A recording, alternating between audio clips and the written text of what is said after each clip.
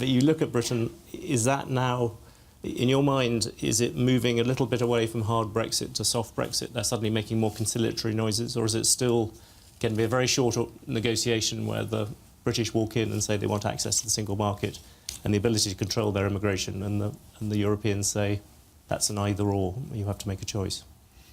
You know, all the noises, all the comments, all the little posturing here and there seem to indicate that we are still looking at a hard Brexit. And it's, you know, our hope at the IMF is that the uncertainty is cleared, because that's the first factor that is really for the moment questioning investment decisions.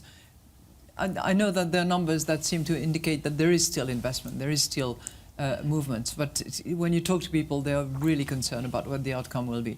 I think in the financial sector, a lot of clarity would help, because the financial passports that banks located on the British territory, and I should say the English, should I say British or English? I never know. British, it's British. fine. That exclude Ireland as part of the EU, which it is as an independent country.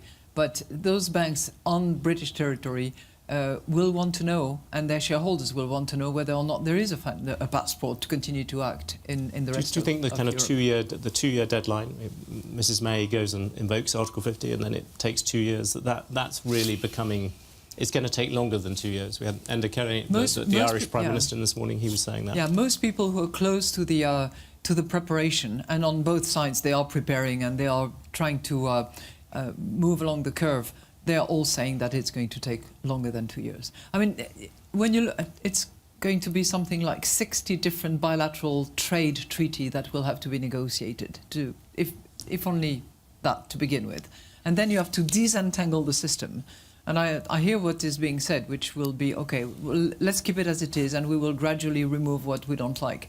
I don't think it's going to be you know... You can't, so the British can't cherry pick what they would like from Europe.